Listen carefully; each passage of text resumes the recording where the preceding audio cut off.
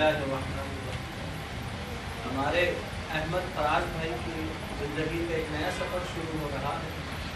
ہم یہ چاہتے ہیں کہ اس نئے سفر کو شروع سے کرنے سے پہلے اللہ کی بارگاہ میں توبہ اور استغفار کر لیا جائے تاکہ آنے والے سفر میں خیر اور برکتوں کا نزول ہو جائے۔